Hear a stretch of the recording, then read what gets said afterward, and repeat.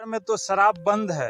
आप देख सकते हैं इस महिला किस तरीके से नेकाब पहनकर और प्लास्टिक मार का शराब तस्करी कर रहे हैं। कटिहार पुलिस की बहादुरी देखिए। इसको महिला का दोनों का गिरफ्तार किया है, जिसका एक का नाम नंदिनी देवी बताया जा रहा है।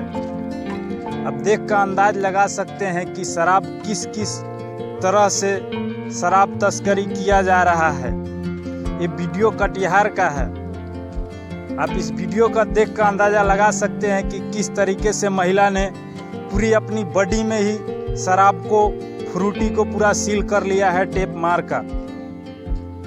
जो आप वीडियो दिखाया जा रहा है, आप देख कर ही अंदाज़ा लगा सकते हैं कि किस तरीके से इस महिला ने अपना पूरा बदन में ही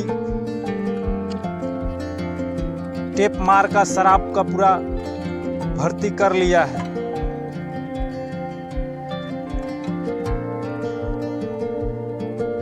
मुताबिक मनिया रेलवे स्टेशन पर दोनों ने शराब की टेट्रा पैकिंग को शरीर में टेप से छिपा कर रखा था।